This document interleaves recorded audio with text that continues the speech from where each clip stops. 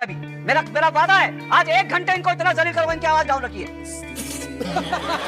इससे पहले कि मैं उठा के आपको बाहर फेंकवा दूं, बदतमीजी मत कीजिए, हटाइए इस आदमी को यहाँ पहले। गया अपने इनकी आवाज बंद कीजिए, आवाज बंद कीजिए, और इनको अभी जलील करूंगा मैं। और हमारी प्राथमिक चरणों में हालत खराब थी।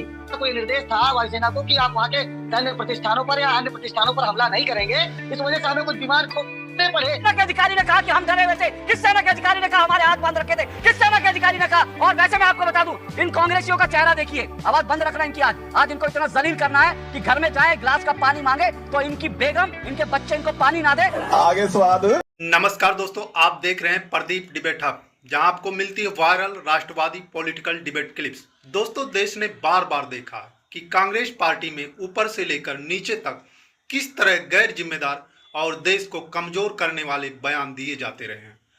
मोदी विरोध करते करते कब यह लोग देश, सेना और भारत की संस्थाओं के विरोधी बन गए हैं, शायद इन्हें खुद भी पता नहीं चलता। अब इसी कड़ी में कांग्रेस के वरिष्ठ नेता और महाराष्ट्र के पूर्व मुख्यमंत्री पृथ्वीराज चौहान का एक बयान सामने आया है, जिसमें उन्होंने ऑपरेशन सिंदूर को लेकर भारतीय सेना की हार जैसे शर्मनाक बयान दिए हैं। दोस्तों, ये वही ऑपरेशन था जिसने पाकिस्तान की हालत खराब कर दी थी, जिसके बाद पाकिस्तान युद्ध रोकने के लिए पूरी दुनिया में गिड़गिड़ा रहा था, लेकिन कांग्रेस को उसमें भी भारत की हार दिख रही थी। अब सवाल यह है, आखिर कांग्रेस को देश और सेना के खिलाफ बयान देकर मिलता क्या है। आज इसी मुद्दे पर डिबेट में जब एंकर अशोक श्रीवास्तव ने कांग्रेसी प्रवक्ता संदीप त्रिपाठी से सवाल पूछा, तो वह जवाब देने की बजाय अपने नेता की ही पैरवी करने लगा और सेना के ऊपर ही सवाल उठाने लगा, जिस पर अशोक श्रीवास्तव ने उसकी ऐसी क्लास लगाई, उसको ऐसा जलील किया, वह देखने लायक था। तो दोस्तों, वीडियो को पूरा जरूर देखें। अगर वीडियो पसंद आए तो लाइक, शेयर और चैनल को सब्सक्राइब करना ना भूलें। तो चलिए दोस्तों, आपका ज्यादा समय ना लेते हुए वीडियो को शुरू करते हैं। आइए देखते हैं, बैठचंद मजा आएगा। ये तो चलिए शुरू करते हैं। क्या भारत की सेना पहले दिन युद्ध हारी थी? ये कांग्रेस के नेता का बयान है, क्या टेक है आपका इस पर?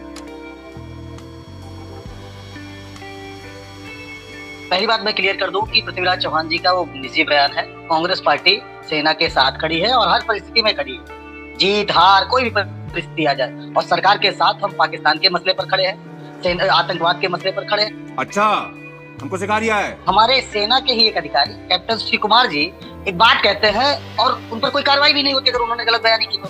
वो कहते हैं कि शुरुआती चरण में जो है हमको ये निर्देश था, सेना को ये निर्देश था वायुसेना को कि आप वहाँ के सैन्य प्रतिष्ठानों पर या अन्य प्रतिष्ठानों पर हमला नहीं करेंगे, इस वजह से हमें कुछ बीमार खोने पड़े और हमारी प्राथमिक चरणों में हालत खराब थी। सच बोलो, सच बोलो। तो सर, उस पर भी बात होनी चाहिए। सर, इस पर भी बात होनी चाहिए कि हमारा रक्षा मंत्री ये कहता है कि हमारा कोई सैनिक शहीद नहीं हुआ। हमारे देश का प्रधानमंत्री जो कि झूठा है, वो कहता है कि हमारे देश में न कोई घुसा है न घुसाया है। लेकिन सच्चाई ये होती है कि 20 जवान शहीद वहाँ होते हैं, और यहाँ पर 5 जवान की शहादत का विवरण सेना देती है ऑफिशियल प्रेस कॉन्फ्रेंस में, और 10 जवानों की लिस्ट हमने ऑफिशियल प्रेस कॉन्फ्रेंस करके इनको दे रखी है। कैसे कैसे लोग रहते हैं यार यहाँ पर। उसके बाद भी ये कहते हैं कि कोई सेना का जवान नहीं मरा, तो सेना का पान उसकी शहादत छिपाने में है। पृथ्वीराज चौहान जी ने इस बात से मैं पूरी तरीके से इस बात नहीं रखता हूँ जो सारी बातें उन्होंने की, लेकिन जो पारदर्शिता की मांग की, बिल्कुल हम पारदर्शिता चाहते हैं। और रही बात विमान की, बठिंडा में एक विमान गिरा, पाकिस्तान का गिरा सर, उसमें हमारे यहाँ का एक चरखी दादरी का व्यक्ति, गोविंद नाम का व्यक्ति मर गया, 10 लोग जो है घायल हुए, अस्पताल में भर्ती कराना पड़ा, उस घटना को छिपा लिया गया। आप बताइए, पाकिस्तान का विमान गिरा, गर्व से आपको बताना चाहिए देश के लोगों को। रुको जरा, सबर करो। संदीप त्रिपाठी, अपनी जबान को लगाम दीजिए इससे पहले कि मैं आपको कुछ बोलूं। अपनी जबान को लगाम दीजिए इससे पहले कि मैं कुछ बोलूं, संदीप त्रिपाठी, और इससे पहले कि मैं आपको उठा के इस डिबेट से बाहर फेंक दूं। सबसे बदतमीजी मत करिए मेरी डिबेट में। इससे पहले कि मैं उठा के आपको बाहर फेंकवा दूं, बदतमीजी मत कीजिए, हटाइए इस आदमी को यहाँ पहले। गया। अपने इनकी आवाज बंद कीजिए, आवाज बंद कीजिए, और इनको अभी जलील करूंगा मैं। अभी मेरा वादा है, आज 1 घंटे इनको इतना जलील करूंगा, इनकी आवाज डाउन रखिए। संदीप त्रिपाठी, अब जलालत सहने के लिए तैयार रहो। तुमको इतना जलील करूंगा कि तुम्हारे घर वाले, जब तुम घर जाओगे ना, तुम्हें घर वाले दरवाजा खोल कर अंदर घुसाएंगे। अब मैं बताता हूँ संदीप त्रिपाठी को, यह आदमी 1 नंबर का झूठा है, देखा आपने लापरवाही का नतीजा है। 1 नंबर का मक्कार है संदीप त्रिपाठी। अगर मैं शब्द नहीं कहना चाहता, मैं वो शब्द नहीं कहना चाहता जो फिल्मों में डायलॉग बोले जाते हैं, लेकिन जो बयान सेना के अधिकारी का दिया वो अगर साबित कर दो, अभी अगर दम है तो किस सेना के अधिकारी ने कहा कि हम डरे हुए थे? किस सेना के अधिकारी ने कहा हमारे हाथ बांध रखे थे? किस सेना के अधिकारी ने कहा? और वैसे मैं आपको बता दूं, इन कांग्रेसियों का चेहरा देखिए, आवाज बंद रखना इनकी। आज इनको इतना जलील करना है कि घर में जाए गिलास का पानी मांगे तो इनकी बेगम, इनके बच्चे इनको पानी ना दे, आगे स्वाद और कहे कि इतने जलील होकर आए हो और इतनी बेशर्मी से तुमने भारतीय सेना का अपमान किया है, इसलिए तुम्हें घर में पानी नहीं मिलेगा। क्योंकि संदीप त्रिपाठी कांग्रेस के प्यार में ये अंधे हो चुके हैं।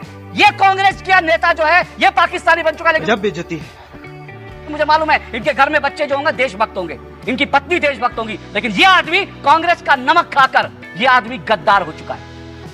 अरे बाप रे, ये तो धोती खोल रहा है। मैं बताता हूँ संदीप त्रिपाठी बहुत खुश रहना, क्योंकि आज संदीप त्रिपाठी भी बहुत खुश होगा, क्योंकि आज पाकिस्तान के टीवी में संदीप त्रिपाठी भी चाहता है कि पाकिस्तान के टीवी में छाए, क्योंकि इसको भारत के टीवी में, भारत के चैनल में, डीडी न्यूज में, बाकी चैनलों में आके जलील होना पड़ता है। सब क्या देखना पड़ रहा है? अच्छा है मैं अंधा हूँ। क्योंकि ये झूठ बोलता है, इसका फैक्ट चेक होता है, ये जलील होता है लेकिन फिर भी आता है झूठ बोलने, इसलिए चाहता है पाकिस्तान के टीवी चैनलों में हीरो बने। और ये देखिए आज पाकिस्तान के टीवी चैनलों में पृथ्वीराज चौहान हीरो बना है, और उसी तरह से संदीप त्रिपाठी भी चाहता है कि ये पाकिस्तानी चैनलों का हीरो बने। मैं संदीप त्रिपाठी जी कहता था, लेकिन अभी इस आदमी ने जो बयान दिए हैं, जो झूठे बयान दिए भारतीय सेना को लेकर, आज मैं पूरी डिबेट में इस संदीप त्रिपाठी को संदीप त्रिपाठी ही बोलूंगा, जी नहीं बोलूंगा। और एक बात और सुनना संदीप त्रिपाठी, एक बात और सुनना, ये जितनी बातें तुमने कही हैं इसका प्रमाण देना पड़ेगा। नहीं दिया, मेरी आवाज बंद रखिए क्योंकि इसको सुनना है। इसने आज भारतीय सेना का अपमान किया और देश देखे, मैंने 1.5 मिनट दिए थे इस आदमी को, 1.5 मिनट में इसने 15 सेकंड में कहा नहीं हम इसके बयान से, पृथ्वीराज चौहान के बयान से सहमत नहीं है। 15 मिनट, और उसके बाद 1 मिनट 40 सेकंड तक ये भारतीय सेना के खिलाफ जहर उगलता रहा। और यही कांग्रेस का असली चेहरा, मैंने इसलिए आपसे कहा था आज कांग्रेस को इस बात का जवाब देना पड़ेगा। आज देश देखे कि कांग्रेस जो है, क्योंकि देश की जनता ने इन्हें सत्ता से उठाकर फेंक दिया है। बात तो सही है। इसलिए आज देश देखे कि ये कांग्रेसी किस हद तक डेस्परेट हो गए हैं कि पाकिस्तान का एजेंडा भारत में चला रहे हैं। यही नहीं, अभी और सुनिए।